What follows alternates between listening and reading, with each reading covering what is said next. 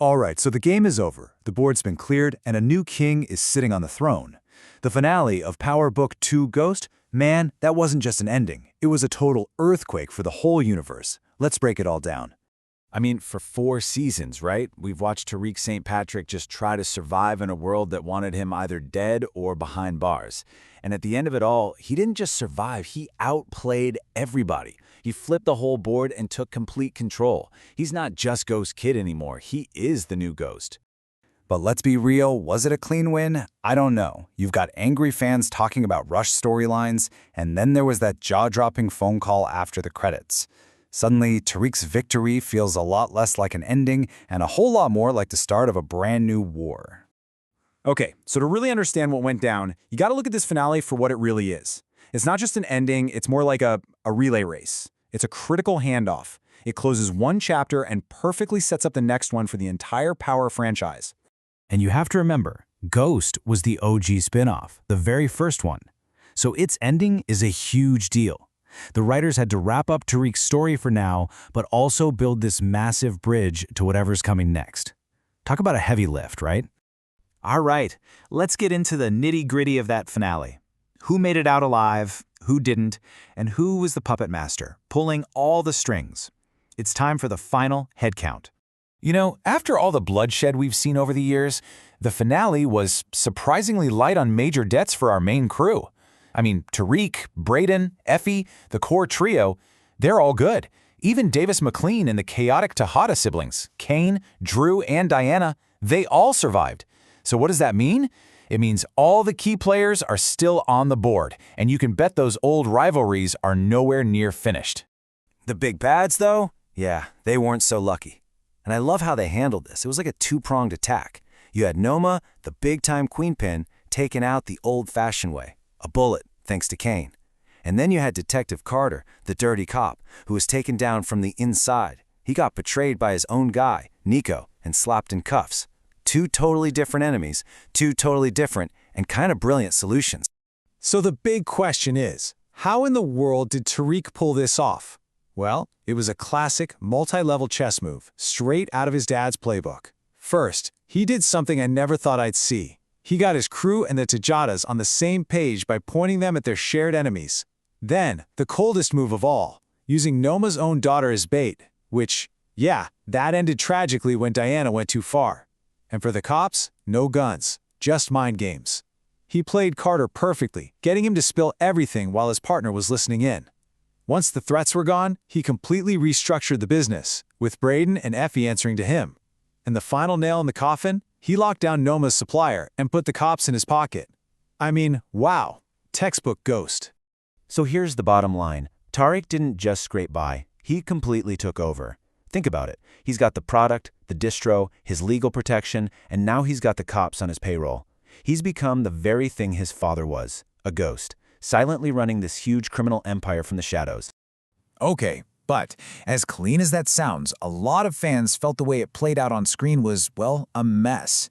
If you go online, especially on places like Reddit, you'll see a ton of people saying Tariq's win didn't feel earned. They felt like it was just handed to him, and that the whole final season felt rushed, leaving behind all these gaping plot holes. Yeah, this one comment from a Reddit user named Hitman_Acho pretty much sums it up. He didn't manipulate any circumstances. He just had shitty writing to bail him out. And that's the feeling a lot of viewers had. That it wasn't Tariq's genius that saved him. It was just convenient writing that got him out of every single jam. And look, the fans have receipts. They're pointing to all these loose ends, like whatever happened with Congressman Tate finding his brother's killer. Remember T-Bit? Tariq jacks his car and poof, he's just gone forever. What about Tariq killing Salim or Brayden killing Steve in their own homes with zero fallout? And don't even get me started on Kane basically disappearing from a police shootout by just rolling under a car. Come on. It's all these dropped storylines that just left a bad taste in a lot of people's mouths. So, was there a reason for all this? Well, a lot of people, critics and fans, are pointing to one thing: the 2023 writer's strike. It interrupted production, and it really feels like the second half of the season took a hit because of it. The storytelling just wasn't as tight as it used to be. But just when you thought it was all over, plot holes and all, the finale hits us with one last twist. You know what I'm talking about. That post-credit scene. A single phone call that changed everything and stitched the whole universe back together. And here's how it all connects. It's actually pretty brilliant. So first, at the end of the Ghost finale, Tariq gets that mysterious call from Family for Life. Okay. Then, you flip over to the Power Book Force finale, and who shows up in Chicago to save Tommy Egan from getting killed? Tariq. And then, the big reveal. Tariq asks his Uncle Tommy to come back to New York and be his partner. And if there was any doubt left in your mind, TV Insider went ahead and confirmed it. The fan theories were 100% right. That call Tariq got, that was Tommy. An incredible move to bridge the two shows and kick off the next massive storyline. So what does this team-up even look like? It's so complicated. On one side, you've got this deep, unbreakable family bond. I mean, Tommy knew Tariq when he was a baby. But on the other side, there's so much tension. Tariq has been trying to escape his father's shadow forever, and Tommy is a walking, talking reminder of that. He even tells him, "Ghost was my family too."